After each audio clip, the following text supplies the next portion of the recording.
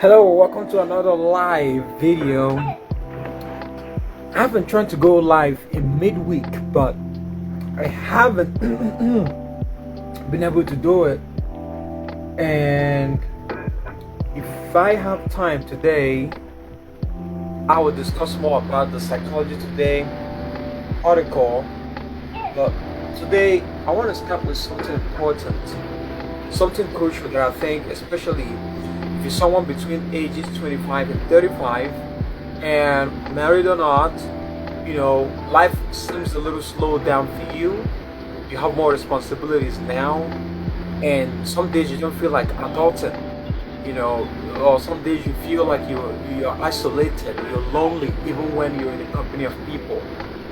And someone once described the anxious and the depressive feeling we have as wanting friends and wanting to be lonely, but not wanting to be lonely. Wanting friends but hate socializing. Feeling unproductive and tired at the same time. And I think that it's important that we understand what we can do in order to start the process of understanding ourselves better, understanding our lives better, and understanding the situations that we can influence better. And one of the things I want to discuss is the year that turns your life around. The 1 year plan. The 1 year plan that if you commit to this, you can start to see change. And number one is recognizing the need for change. So it comes a time when you see that your life is not what you want it to be. You recognize that the blueprint you have for your life is not matching the vision that you currently have or the reality that you currently see. So this sudden rude awakening brings to mind, calls to your full attention the need for you to start to make a difference, the need for you to start making some changes in your life. And it's important to take a note and recognize that need for change. Take a note and recognize that need that prompted you to decide that you want to change your life. I can remember very vividly my own need for change. I've had multiple epiphany, if that's even a word, an epiphany every single time, anytime that I decide to change. And it always prompts me in the most darkest of the moment comes the most brilliance of idea on how I can make my change stick. And when I noticed that I needed to change, when I noticed that my life was not something that I envisioned it to be, I had a point to prove. And first I had that point to prove to myself, right, that I could change, that I could do something about my life, that I could evolve, grow, restore, find out what I'm made of, find out the things that I can do. And I think that creates this insatiable desire in me to change. And no matter how much I felt, no matter how much I keep coming back to the same steps over and over again, I've developed this strong resiliency that I needed to change. I was sleeping all day, binge watching movies, was overweight, I wasn't paying attention to my life. I knew that I needed to change, but I didn't have that drive at the time to change. But when I finally became self-aware, kind of went through the routines I was going through and saw that these routines followed 5 years from now will lead me to a completely different place from where I'm trying to arrive. In knowing this, I then had to decide if I want to change or not. And as Jim Rohn always said, he said, destination cannot be overnight. Direction is overnight. So you cannot arrive at a place 5 years, a place tomorrow. You cannot arrive to a destination overnight, but you can start overnight. You can start with a new direction overnight. You can start the process of trying to improve yourself overnight. You can make a decision today to start eating the fruits. You can make a decision today to start jogging around the block. You can make a decision today to start an online course. You can make a decision today to do something differently from what you are currently doing. But thinking about how much you have to do will often crippling you from getting started. And that's the thing that I had the most struggle with, is just how much do I have to put up with before this is automatic, before this I don't have to think about doing it anymore. I just do it as part of who I am. And that thought process keeps you from starting at all. So the first step is just recognizing you need to change, and recognizing the identity you want to aspire to, not just what you're trying to do, because that's important. Because you're not just doing, you are becoming. When you become something, it's easier to assimilate your new routine and lifestyles to it. So the first step is the need to change. The second step is growth mindset, right? The idea that you can change. You know, being in a hopeless situation is not bad. Being in a painful situation is not bad. Suffering is not bad. That's normal and part of life. What's detrimental, what's bad, is the idea that you are helpless. The idea that you think you are out of control to the extent that you cannot do anything without an external circumstance coming to your aid. That's the idea that is crippling. That's the idea that will do you in. That's the idea that will do your undoing. You know, understanding that you still have a degree of control over your life. You still have a degree of control over what you can do to start the process of change is the growth mindset. Remember, number one is recognizing you need to change. Number two is recognizing that you can change. Right? And it's that growth mindset, and not developing the fixed mindset that you were born this way, or you cannot change, or things will have for you.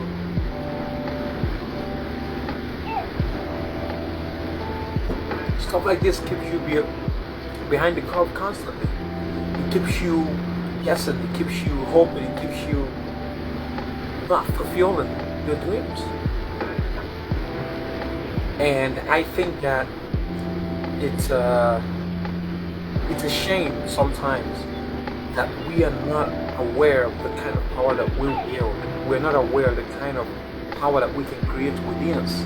A spark plug of energy that can go off at request once we can shift our mindset from growth, from fixed to growth. So I was talking, I came up with a brilliant idea.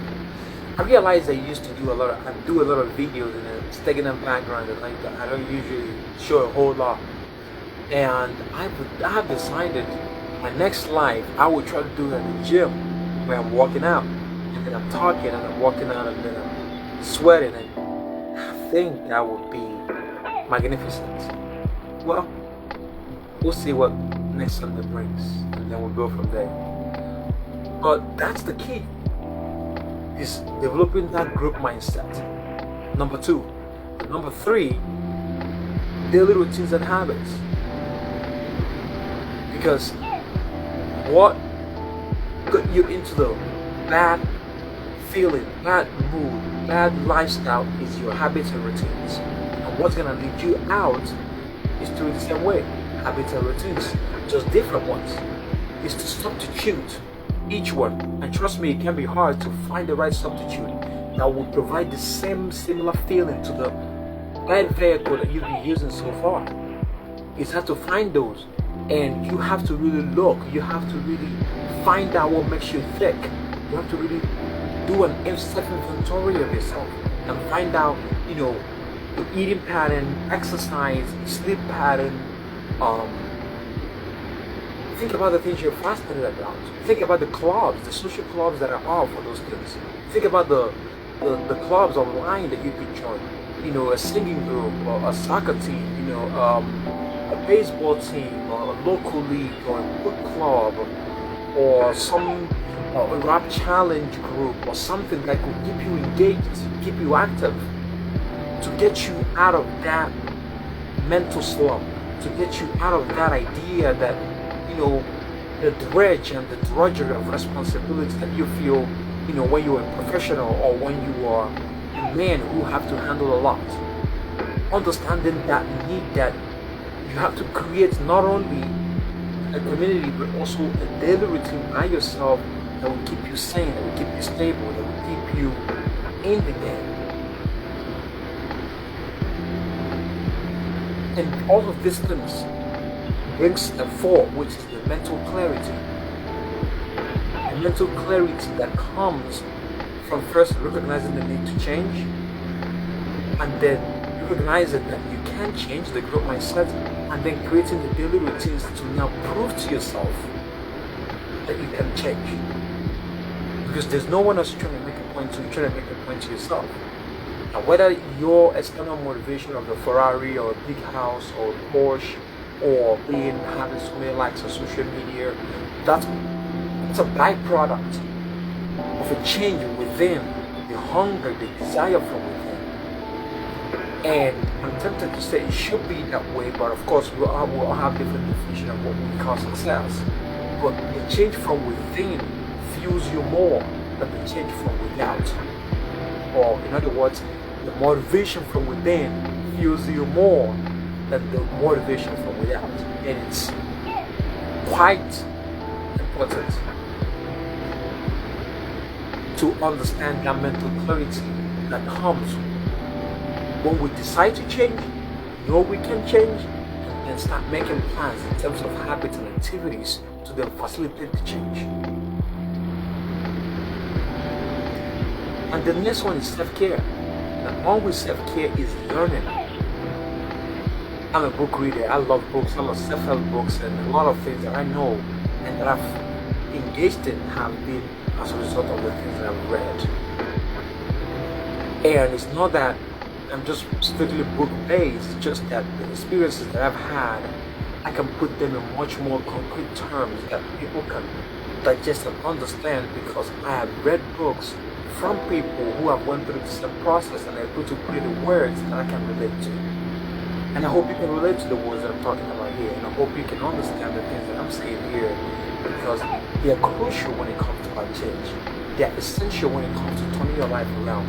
They are essentially important when dealing with anxiety and depression. And I think that we can do a lot more better job in terms of finding out the things that we want to learn, and understand that we need to learn them. You know, taking an online course on that subject you've been doing to start, mentorship programs. When I did mine, I loved learning Spanish, so I'm practicing my Spanish. Yo aprender a practicar el español. Necesito practicar español más. Pero ahora mi español es muy bueno porque en mi ciudad mucha gente habla español. So I understand what I speak, but like I have to speak in English and then translate to Spanish. But I speak Spanish and love to be able to hold a little conversation with a native speaker. And that's my interest. When I'm learning Spanish, when I'm doing my online course or doing something else, when I'm busy doing something that actually moves me forward towards my life purpose and meaning, it creates a sense of pride within me. It creates a sense of self-esteem and self-image that matches to the identity I'm trying to attain. And that's what you're going to notice once you start a learning journey. Learning more about yourself, learning more about the interests that you have. And you're going to give a gift to the world that will be unique to you. You're going to give a gift to the world that will be very important and would otherwise be missing if you weren't there to give that gift. So that's the next step. It's going on a learning journey. The next is knowledge and skills. Once you start that learning journey, now you gotta measure your progress to if you're improving. And the more you improve, the more you enhance your self-confidence, the more you start to feel like you're an expert at something. And then now, the most important part is environment. Perhaps should be number one, is environment. But this part is to facilitate what we've talked so far about number one, recognizing the need for change. Number two, developing a growth mindset, knowing that you can change after recognizing the need to change. Number three, developing a plan now to change in terms of daily routine and habits, substituting your current daily routine to the routine that matches the identity of the person you're trying to be. And next one is the learning journey. A language, a new course, a nursing class, learning how to sing, or whatever interest you have, going on a learning journey on that interest. And the next one is increasing your skill level in those interests now in order to create more confidence within yourself. That comes from pursuing your passion. And the next is environment. Putting yourself in situations where the behaviors you are engaging in is normal. Because normal is relative to the environment you find yourself in. What's normal for me might be not what might be abnormal for you. I work and I go to sleep only when it's time for me to rest, so that way I'm well rested to start working tomorrow. And that might be abnormal for someone who is not going to the kind of direction that I want to go into. I once heard Jerome said this about people who always chastise him for working too much. He said, or waking up early, is like, why'd you wake up so early? And his response was always, if you're going where I'm going, you'll be up early too. If it's gonna stack up for you, how is it gonna stack up for me? You'll be up early too. And that's the key. You gotta understand what is normal for the kind of person you're trying to become. If you're trying to become a fitness nut, what kind of lifestyle do you have to live? What kind of food do you have to eat? Don't look at normal people who want to be overweight and say they're gonna find you weird. Of course they will find you weird because they're not engaging and they're not trying to become the person you're trying to become. Is to find the role models within the field or within the role model of the person you're trying to become. See what they do, see what they find normal, and see if that's something you can assimilate to your identity, or you will find a group where that is normal. So you both keep each other accountable, and that creates the sustainability of the identity you're trying to attain. And then the next one is being grateful, right? It's often said that the mind in its own place can make a heaven of hell a hell of a heaven. Some people live in the United States, some people have a relatively good life, have 3 square meals, 3 high school education and all that, but still manage to focus exclusively on the negative aspect of their life. So you can make your heaven a hell, or you can make your hell a heaven, depending on your perspective, depending on what you're focusing on. Because happiness and sadness exist at every single moment.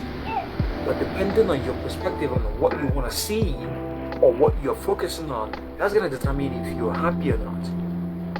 So be grateful for what you already have. That opens more doors for more. Being grateful doesn't mean you're satisfied. It means you're grateful but expectant. Because you know you can do more. You know you can accomplish more. And to demonstrate the power of focus, if you're in a room, if you're familiar with that room, this might be a little bit easy for you. But if you're in an unfamiliar environment and you are to look around right now, look at and find what's red, find red. Here we go, red. You got it? Close your eyes. Tell me everything in the room that is purple. If you really try this, you will understand the power of focus. Because it will be hard for you to find the purple colors because you were not trying to focus on that. You're not trying to focus on these things. And it is something that is important for us to understand that we can challenge what we're focusing on and see if we can find meaning from it. It's always an empowering meaning from it. I was watching a Kevin Gates video. He was talking about how he used to approach problem like, God, why me? And when his perspective changed, he started saying, why not me? I'm built for this shit. Like you're built to conquer. If it's not gonna happen to you, who would it happen to? Who would you wish was happening to you? And if you're not gonna wish that on anyone, you might as well make the most of it. You're black. You grew up in the wrong side of the tracks. So what? What are you going to make of yourself now that you know that you have a disadvantage? How can you turn that to an empowering meaning? How can you flip that? Because that's the key. Yes, you have every reason to feel down. You might be right. But being right and being effective are two different things. And oftentimes we are concerned with being right and being effective. Being right and seeking progress or seeking the best solution that can work out for us.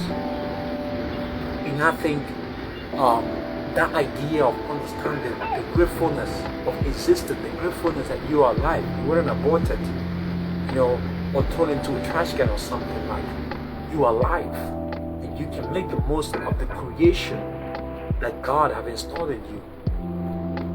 Because we have the ability to recreate. And God can create, but we can recreate. We have trees, we can recreate those trees for furniture. We have water, we can recreate, use that water, for punch testing. We can use that water for cooking food. We can recreate things that are raw, things that are natural. All the chemicals we use now to cure ourselves from diseases and even to use to fight wars. These are things that we didn't create. We just discovered them and they used it to recreate. You've been given a human brain. That's your resource. You didn't have to pay for that. Now your duty is to recreate. How can you recreate yourself? Involving a skill that you enjoy so much. Maybe a basketball player, maybe a football player, maybe you want to develop yourself to become an athlete or a musician or an educator. Let you recreate it with what you've been given. And that's the goal. And that's understanding that no matter the situation you find yourself in, you can always recreate. From a grateful standpoint, from a standpoint that even if you are in a negative situation, you can find an empowering meaning. And this has helped me also with resilience. When bad stuff happens, if you're not resilient, it's because you haven't found an empowering meaning from it. And if you practice this, you're going to start finding and seeing the positives and the negatives and exploit those positives to your own advantage. And of course, the final point is taking risk. Now you gotta take action. You gotta improve. You gotta start leaving your comfort zone a little bit. Find things that stretch you a little bit. Things that scare you to death, but you know that this is gonna make you so proud of yourself. Do those things on a daily basis if you can, as much as you can. Because the risks that I'm taking, sometimes I will sign up for a course that will cost me $3,000 and sometimes I wouldn't finish it. But now I've committed myself to finishing it. I've taken up a risk of starting my own business, right? And I'm doing the marketing, and I have a marketing team helping me, and I'm building a website, and all of this stuff are unbelievably new to me, and I'm clueless about it, but I'm doing it anyway. And that's the risk you're gonna take in yourself. You finally have to pick up your hammer and your chisel and go out there and put yourself out there in a way that 5 years from now, 10 years from now, you'll be glad and you will tell yourself, look what I did. Because you don't want regret. You don't want regrets. You don't want to be pitied. As someone once told me, I'd rather be envied than pitied. That rings through my head every single time. I'm not your victim, I'm not your black victim, I'm not your minority victim. That's not me. For some people it works for them. It doesn't work for me. It disempowers me. It puts control out of my hands. And anything that puts control out of my hands is something I don't want to associate myself with. I want to put myself in a situation, in an environment where I'm in charge, I'm in control to a very great degree, barring the little extenuating circumstances that will creep up to add pressure. But I can still control the internal circumstance in a way that will prompt me to then face the external circumstance with full force and thrive. And that's the deal. That's what you want to have. If you get that by taking action, by stepping out of that comfort zone, no matter the reason, no matter what might be keeping you within that zone. So that's the 1 year plan that you can start on that will make a tremendous change in your life starting now. Number one, recognizing the need to change. Number two, having the good mindset, knowing that you can change. Number three, the daily routines, start putting the plans to actions, small steps of progress. Remember, it's about distance, it's about the direction, not the speed. You cannot change the destination overnight, but you can change direction overnight. Number three, start a living journey, pick up a passion. And then, once you pick up that passion, measure your progress. Make progress in reasonable time. Your knowledge and skills should improve while you're pursuing this learning journey of yours. In an environment, putting yourself in an environment where your desired behavior is normal. Because normal is relative depending on the region and the culture you're in. And then being grateful, understanding that you already have a lot, even though you don't have the material positions and all this ethnic stuff that we put so much emphasis with. Just the fact that you are alive and you're a human means you really have a lot to work with. And to be grateful for that, work from a place of gratitude. And remember, it's all about focus. Happiness and sadness is just all the time, depends on which one you're going to focus on. And then lastly, is taking risk, taking action, leveling up yourself, so that you can become a person you'll be proud of in the next 1 year, the next 5 years, and the next 10 years. And as always, just watch it, be great,